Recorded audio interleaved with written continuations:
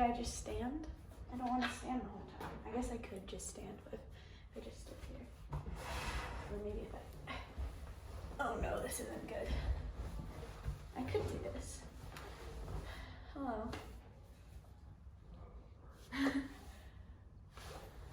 Let's see what that looks like. Okay, well, hello. I don't need to wear those. Alright, well, let's just start doing it. Let's just do it. Let me get the thing. Hang on. I have props for this. Hello. My name's Ivy, and I'm the creator of Pomegranate Juice Zine. This was my first issue. They're not. They're this big.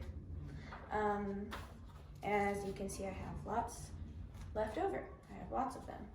So if by the time this video is over, you want your own copy, you can totally have one. Just DM me on Instagram.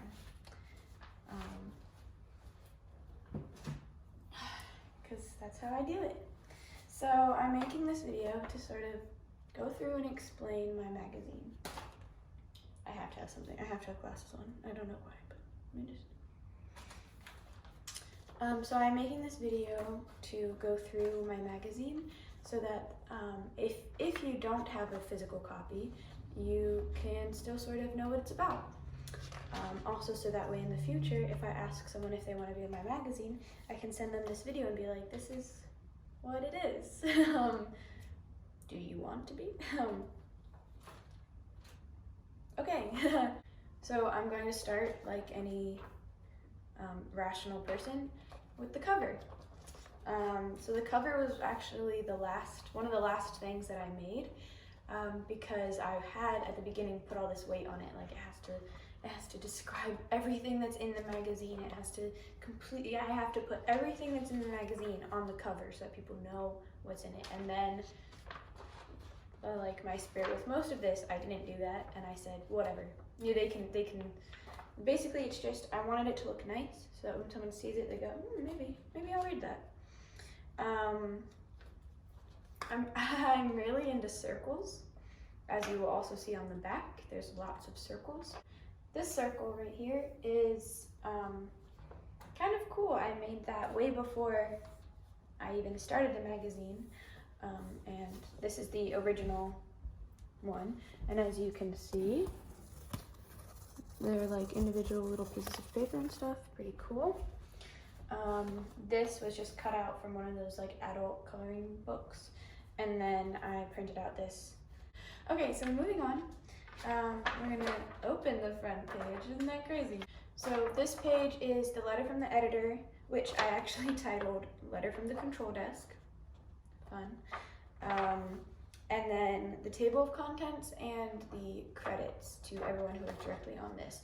The 3 credits are Elizabeth Kim, who did the curation for Laurel for Liars, Anne-Marie Fallon, who is the subject of the interview, and Lyra Svalka. I'm so sorry, that's probably not right. She's from Russia, and she is the photographer that I showcased in this. But we will get to those. Yeah, this page is kind of fun. It's sort of just like a guide, a little window into my mind during the creation process, because this letter was written while I was making it, sort of like a journal or diary kind of thing. So you can kind of see my process at that, which I thought was kind of fun. Then we have the first page of content, which is Laurel for Liars, which, oh yeah, I guess I should have explained this at the beginning. So everything in my magazine is themed off of Greek and Roman myth. Pomegranate juice, the pomegranate was the fruit that kept Persephone in Hades. Laurel for Liars, the laurel and the lyre were symbols for Apollo, who was sort of celebrated as a musical god. And also in celebrations, you know, they would play lyres and they would present rings of laurels to people and things like that. So that's what this is. And this page is, and then I guess I can explain the myth of each page when I get to it. So I'll do that. So this page has different things that were inspiring, or artists that I liked, things that I think deserve a little bit of recognition, and also things that were I was like playing off their themes and things like that, stuff that I like. But Elizabeth Kim curated this, and she did a great job, and I loved everything she gave me. So we have Instagrams here, we have clothing, we have artists, and then we have music, which is really cool. Visual artists, sorry, and then music. And then on to the next page. This is the Outspoken Owl. This is a piece that I wrote about limiting yourself in certain ways to allow you to flourish in other parts. So I talk about that. I like using that with my art. Sometimes I'll say, today I'm only going to do blue things, that kind of thing. So it's just about that. And the owl is the symbol for wisdom. It's also Athena's symbol. She's the owl, and she's the goddess of not intuition, what's the word? Strategy. She's the goddess of strategy, which is cool. So yeah, she's just a very powerful woman who knows a lot, so I feel like she's a good representation for the Outspoken Owl, which is always going to be opinion pieces. Next we have Janus. So Janus is this page, and it is cut out like that. And so Janus is the god of the duality of past and future. He has two faces. He has his second face is on the back of his head, and so one is always looking forward, one is always looking behind. So for this, this is what I could see as the future for corsets, how corsets are now, and then this is a history of corsets. It starts with ancient men and women,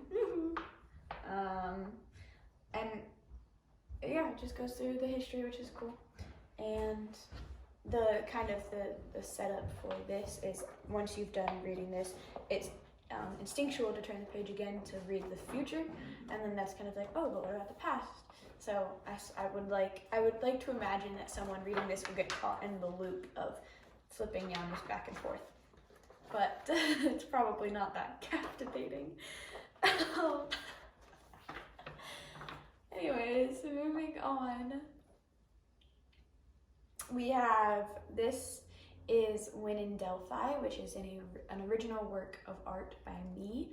And I've been forgetting to show you the good pages. This is the only one that's actually that cool. When I made it first, I thought it was too colorful. I didn't like how many colors it had. I wanted to put some sort of mute on it, so I covered it with this green plastic. It's almost like saran wrap, but not sticky. And that muted all the colors, made it green. So it's falling apart, no worries. But yeah, I thought that was kind of cool. And then I put the fortune cookies and the tea steeper things on top of it, so that those weren't affected by the color. So they popped a little bit more. And that's that work of art. Just sort of like, pay attention to the world around you, maybe. I don't know, it doesn't matter. Oh, Delphi. I guess I should explain Delphi. Delphi was the home place of the oracles. These poor girls who were thrown down into the caves and given seizures, and they were like, yes, prophecies. Anyways, so Delphi was where the oracles lived.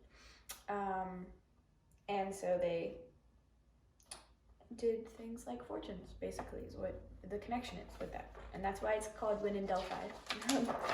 Anyways, moving on. I'm gonna have to cut so much out of this. Moving on. The next is my personal favorite page, the Pantheon. It's the interview with Anne-Marie Fallon. We have interview content, and then some of her own personal works. These are her prose here and up here, and then these are her paintings. That's a little picture of her, and this is a little self-portrait she did up here with her name. I purposefully put some of them sideways so that way it felt more like you can kind of start wherever, go wherever. There's no linear. Trying to describe a conversation back to people is difficult for me, and I definitely picture conversations as sort of like bubbles, clouds, webs, you know, that kind of thing. Where you're constantly able to go back and trace back and, oh, but remember I was talking about this and that kind of thing. It's difficult. So I sort of wanted to pose it in a way where you could basically choose your own path. You can start wherever and you'll get the information.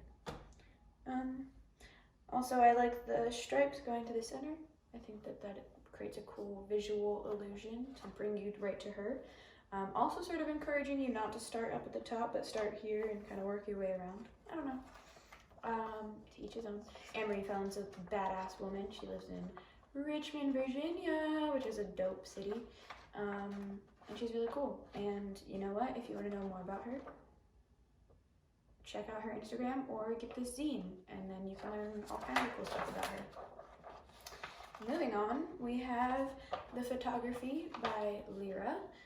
This beautiful photography that she let me put in here. I chose these 3 out of all the ones that she sent me because I liked the sort of the primary color feel with the black backgrounds. So yeah, that's that. And then finally we have the back. I know, we're almost done. We have the back, which has clips from all the other pages. This is these 2, well, those 3.